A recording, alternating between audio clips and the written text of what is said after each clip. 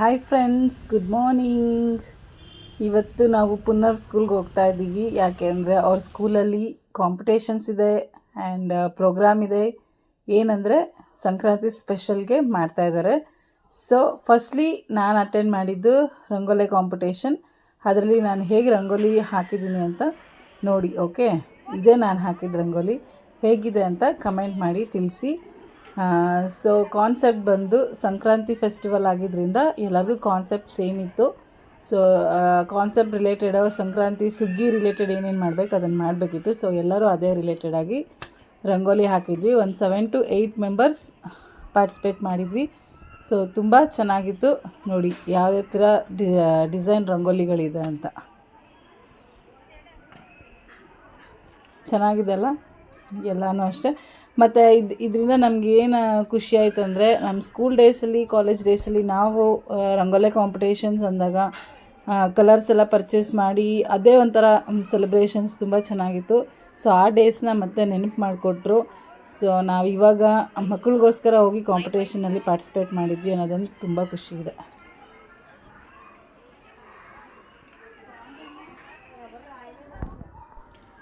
ಹಾಗೆ ಎಲ್ಲ ರಂಗೋಲಿಗಳು ತುಂಬ ಕಲರ್ಫುಲ್ ಆಗಿತ್ತು, ನೋಡೋಕ್ಕೂ ತುಂಬ ಚೆನ್ನಾಗಿತ್ತು, ತುಂಬ ಖುಷಿ ಆಯಿತು ಆಗ.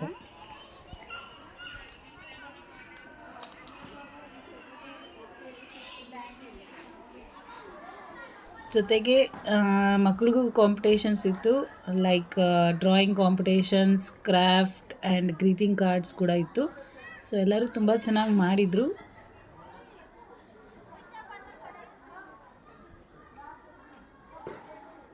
ಸೊ ಹೀಗೆ ಇದ್ರ ಜೊತೆ ಫನ್ ಗೇಮ್ಸ್ ಕೂಡ ಇತ್ತು.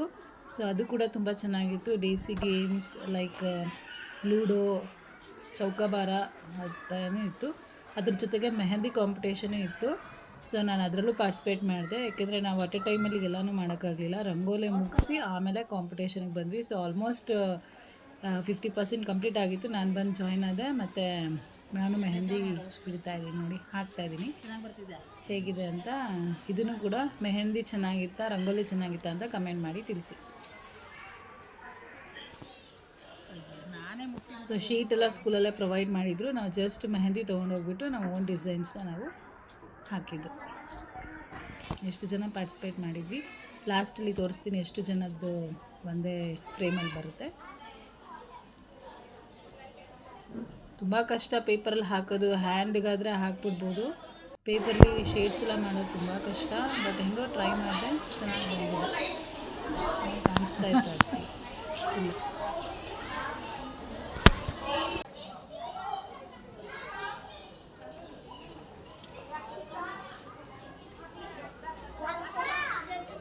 ಇದ್ರ ಜೊತೆ ಕೈಟ್ ಮೇಕಿಂಗ್ ಕೂಡ ಇತ್ತು. ಬಟ್ ಅದು ನಾನು ಈ ರಂಗೋಲಿ ಮುಗಿಸಿ ಮೆಹಂದಿ ಮುಗಿಸಿ ಹೋಗೋಷ್ಟರಲ್ಲಿ ಕೈಟ್ ಕಾಂಪಿಟೇಷನ್ ಕಂಪ್ಲೀಟ್ ಆಗಿಬಿಟ್ಟಿತ್ತು.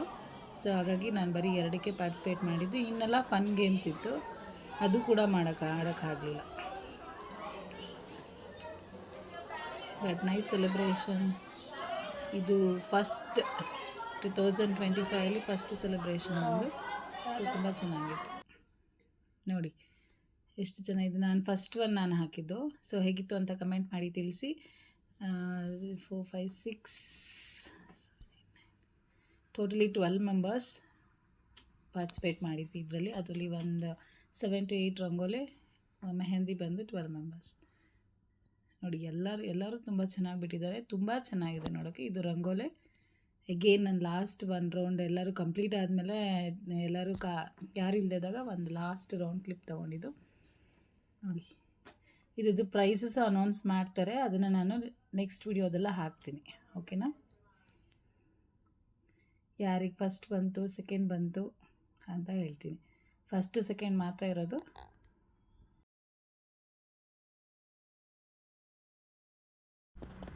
ಹಾಗೆ ಈ ರಂಗೋಲಿ ಕಾಂಪಿಟೇಷನ್ ರೂಲ್ಸ್ ಇತ್ತು. ಹೇಗೆ ಅಂದರೆ ಅದು ಬಾಕ್ಸ್ ಒಳಗಡೆ ಹಾಕಬೇಕಿತ್ತು. 4 feet to 4 feet ಕೊಟ್ಟಿದ್ದರು ಸ್ಕ್ವೇರ್ ಬಾಕ್ಸ್ಗಳಲ್ಲಿ. ಬಟ್ ಇದು ದೊಡ್ಡದಾಗಿ ಬಿಟ್ಟಿದ್ದಾರೆ, ಸ್ವಲ್ಪ ಜನ ಎಕ್ಸೀಡ್ ಆಗಿದೆ. ಸೊ ಅದೆಲ್ಲ ಕನ್ಸಿಡರ್ ಮಾಡಲ್ಲ. ಏನಿದ್ರು ಅದು ಬಾಕ್ಸ್ ಒಳಗಡೆ ಇರೋ ರಂಗೋಲಿಗಳನ್ನ ಅವ್ರು ಕನ್ಸಿಡರ್ ಮಾಡ್ತಾರೆ. ಸೊ ಯಾರಿಗೆ ಫಸ್ಟು ಸೆಕೆಂಡು ಪ್ರೈಸ್ ಅನೌನ್ಸ್ ಆಯಿತು ಅನ್ನೋದನ್ನು ನಾನು ನೆಕ್ಸ್ಟ್ ವಿಡಿಯೋದಲ್ಲಿ ಅಪ್ಲೋಡ್ ಮಾಡ್ತೀನಿ. ನಿಮಗೆ ಹೇಳ್ತೀನಿ ಏನು ಗಿಫ್ಟ್ ಬಂತು ಅಥವಾ ಏನು ಪ್ರೈಸ್ ಕೊಡ್ತಾರೆ ಅನ್ನೋದನ್ನು ಹೇಳ್ತೀನಿ.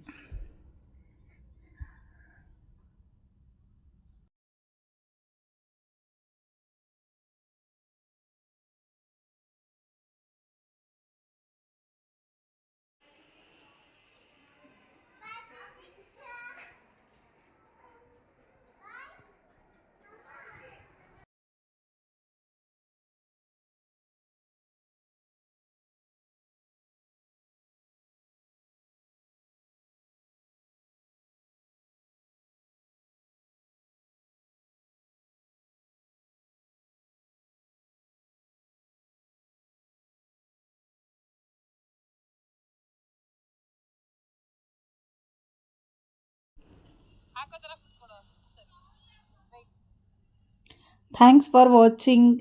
ಲೈಕ್ ಮಾಡಿ, ಶೇರ್ ಮಾಡಿ, ಕಮೆಂಟ್ ಮಾಡಿ, ಹಾಗೆ ಸಬ್ಸ್ಕ್ರೈಬ್ ಆಗೋದು ಮರಿಬೇಡಿ. ಪ್ಲೀಸ್ ಸಬ್ಸ್ಕ್ರೈಬ್ ಆಗಿ.